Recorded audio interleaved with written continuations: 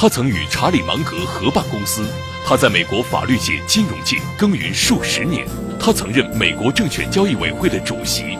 他如何解读世界债务危机？他是否担心中国经济高增长趋缓？他为何认为 QE3 的负面影响并不严重 ？The central banks can quickly pull the cash back, so I don't think it's as big a problem as people think it is. 他为何认为法国可能成为欧债危机下一个炸弹 The French are being less competitive than the Germans. They're losing ground dramatically. They have not taken the austerity measures that other countries have taken. 他为何不担心中国经济的结构性转型 That China has every intention of taking those steps to make China a consumer-driven economy. 网易财经专访原美国证券交易委员会主席罗德里克·希尔斯，精彩内容即将呈现。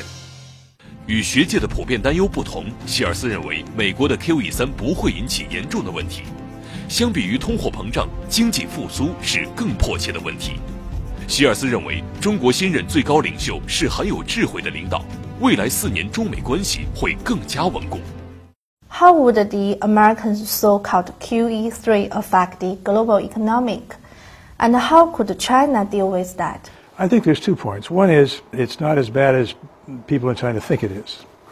The studies I've read say, yes, it is a problem, but not a huge problem.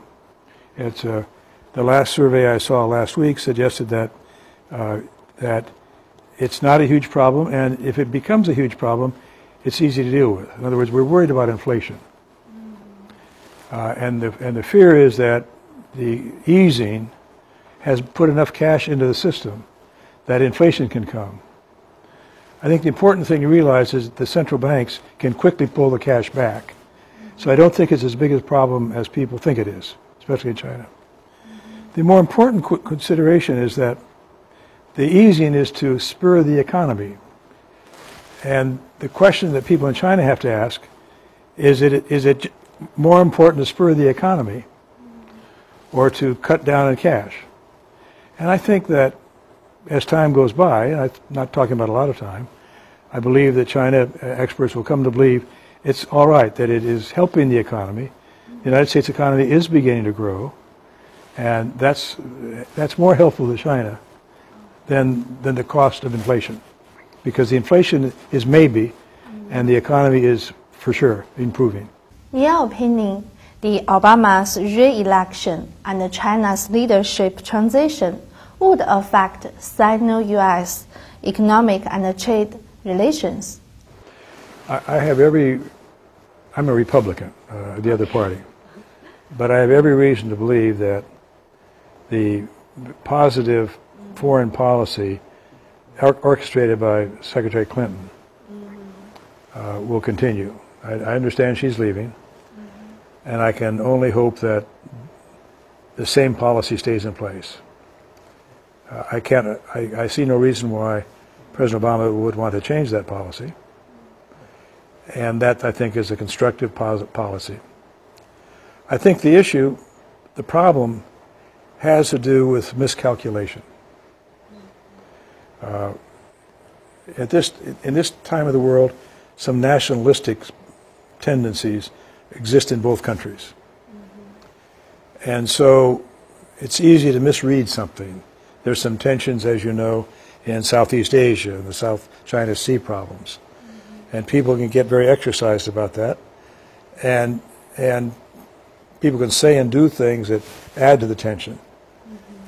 But there's no reason why there needs to be any serious issue. And from everything I know, your new president is a very intelligent, constructive human being, as is President Obama. So I have every reason to think that the relationships for the next 4 years certainly will be constructive. There's no reason why it should not be constructive. 希尔斯认为欧债危机的走向很难预测，这取决于人们信心的改变。同时，他认为日本的债务问题可以通过时间化解，美国的债务问题更多是一个政治问题，需要美国两党的达成共识，解决财政悬崖危机。Where would the European debt crisis go, and which country will become the next victim, do you think? Well, nobody really knows. It's a bit emotional. It depends upon when people lose faith. The Economist magazine just yesterday has a front page story saying that the next problem with the euro may be France. In fact, the cover of Economist magazine shows a time bomb. They have 3 French baguettes, bread, with a fuse out of it, saying France is the next time bomb for euro. I don't know that's true, but it's a possibility. The French are being less competitive than the Germans. They're losing ground dramatically. They have not taken the austerity measures that other countries have taken. The new president, Holland, has retreated in a couple of tightening measures. He's now changing, and the hope is that because he's supported by the labor unions will understand it's in their best interest to tighten up a bit. But whether it's Italy or whether it's some other country or whether it's France, I think is too hard to say. The business world could lose confidence in almost any of these countries. And once they do, then there's a run on the currency and we have a euro problem. Do you think the crisis is overcome? There's not enough credit in Europe. And there's too much debt. I don't think many people believe that Greece will ever be able to pay off its debt. In other words, Europe is loaning them more money, and Europe is maybe guaranteeing their bonds in the central bank. The long-term plan looks pretty good, but it's very hard to see how Greece could ever pay off that debt. And as it pays interest, it just gets more in debt. So I think you have to look for the day that all debt will have to be forgiven to some degree. But that's not an expert version. That's really a question of sociology more than economics. It just seems to me that's likely. Do you think the debt issues of US and Japan are worse than the Europe? I can't really give you much of an opinion about Japan's debt. It's a problem. Japan has somehow been able to, I guess I use the word muddle through over time. The U.S. is not a real problem. The U.S. is a political problem, not an economic problem. The debt issue of the United States can be settled fairly easily. Senator Simpson and Erskine Bowles, almost 2 years ago, proposed an idea that will work. Presently, there's an element of the Republican Party, called the Tea Party, that doesn't like it because it requires revenue. And there's an element of the Democratic Party that doesn't like it because it requires a change in entitlements. But the whole world knows that's what should happen. And I think it's increasingly clear that President Obama, being reelected, will be able to do something like Erskine Simpson Bowles. The problem we have is that this was a presidential commission by President Obama. And they came up with an idea, and he didn't use it. And because he didn't use it, the Republicans walked away from it. Now, the Republicans are saying, if you listen very carefully, the Speaker, Boehner, is saying, let's go back to Simpson Bowles.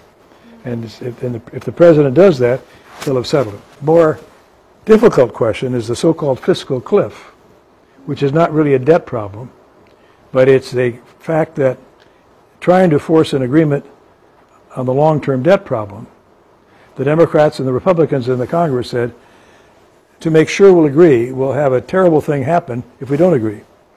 The taxes will go way up on everybody, and military spending will go way down on everybody. The theory was that the Democrats and Republicans hated that result so much, they'd agree to something else. Well, they haven't agreed to something else. So they have to settle this fiscal cliff issue for a while.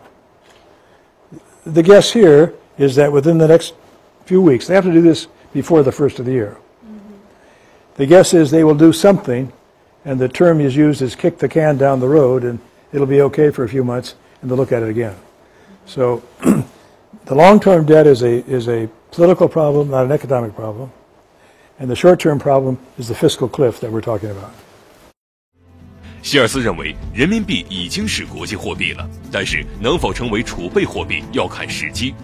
出于便捷和荣誉感，他个人更倾向于维系美元国际储备货币的地位。他认为中国的高额外汇储备不会是严重的问题。Is there any chance that the RMB would become a major currency of international settlement? Well, it's two kinds of currency. One is a reserve currency, and the other one is an international currency. It is practically speaking an international currency now. It's used increasingly for trade settlements, and it will be used more for trade settlements. Now, whether or not it becomes a reserve currency, right now only the dollar is a reserve currency. It depends really upon the Chinese government. The Chinese economy is certainly large enough to qualify as a reserve currency, but there are a number of things that China would have to do that it could do over time if it wants to, but it would have to reduce its currency controls. It would have to essentially stop all intervention. It would have to have a vigorous and efficient bond market. Those are all things that are in China's best interest over time, but it depends on when China wants to do it. So an answer is China can over time have a reserve currency. It really depends upon the timing for China. But China has, the RMB is a international currency now, and will become increasingly a currency used for trade settlements, especially in Southeast Asia. It's an advantage to the United States to have the dollar as a reserve currency, because it means all of our debts can be paid with our money. And the danger is inflation, but it's a great advantage. Most international commodities are priced in our currency. So I think that, and there's pride in having a reserve currency. But there's no reason, in principle, why the RMB could not be another reserve currency. Given the size of the Chinese economy, it could be a greater reserve currency. And indeed, if the United States doesn't fix its issues, it won't be a reserve currency.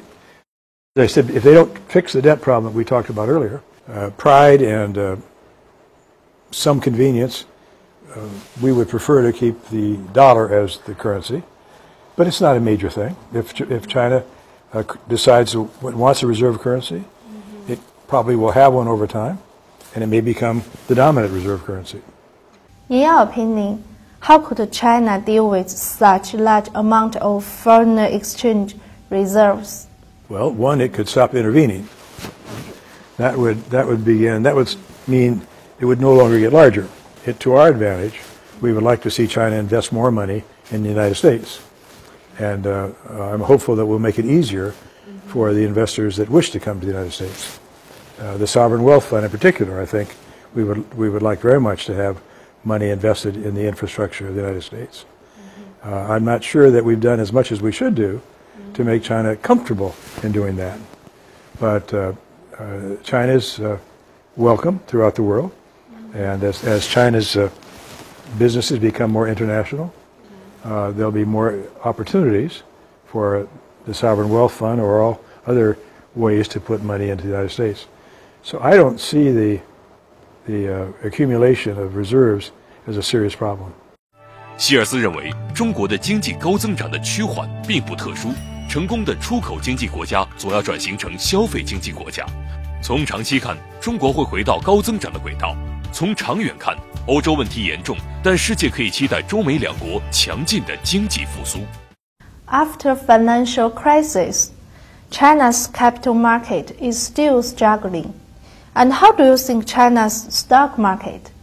Well, I'm encouraged by talking to the China Securities Regulatory Commission yesterday to look at what they're doing in terms of designing the markets.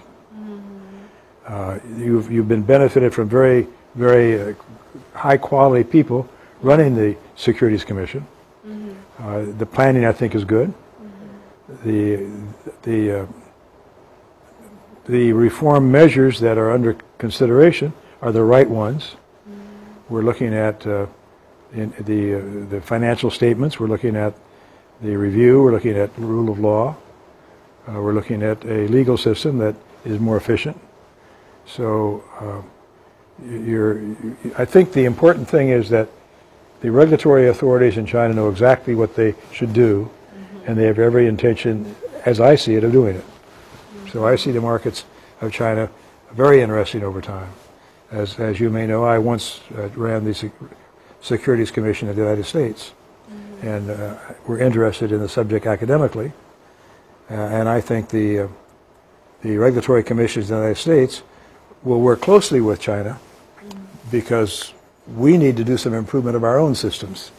So I think it's terribly important that the regulatory assumptions of China and the United States be consistent, that our understanding of the economics of the securities market are consistent, because it will be a long time where China and the United States will be by far the two largest markets in the world. And the more those markets understand each other, the better the world is. China's economic is slowed down, now is worrisome. And what's the reason behind that? There are many reasons that contribute to it. But the dominant reason is China has become an export economy, very successfully. And it is necessarily so that an export economy must eventually not be an export economy and be more of a consumer economy. It's happened before. Korea, Japan, all these countries have begun life to begin the road to economic success is you want to be export driven. But just because everybody is export driven to a degree, you can only do that so much. The economy now is large enough for China. China has to become more driven by consumers. And I have every reason to believe, by talking to the authorities and by discussions that we've had here at the forum this morning, that China has every intention of taking those steps to make China a consumer-driven economy. So the slowdown is a short-term matter, and we all want it to come back. How would China's economic slowdown affect the global economic? Well, China has been a large driver for the world growth. And so, of course, we all are hurt to a degree by China slowing down, just as the world was hurt quite a bit by the United States slowing down. The growth of the United States consumer economy was a major reason why the China economy grew so much for so long. So one of the things, of course, is the Q3 easing we talked about. That is a way to offset China's slowdown. I think China is strengthening again. I think the United States is strengthening slowly. I believe that if we solve the long-term debt problem, which we can do, that the American economy will come back strong. The European economy is a real problem. Whatever happens to the euro, my personal belief is that they will solve the euro over time, the problem, but it means that the eurozone will not be much of a contributor to world growth for some time. So the question is, will it come from the emerging economies? There's reason to believe that it will. Japan, Indonesia, Brazil, Mexico, all have reasonable growth patterns.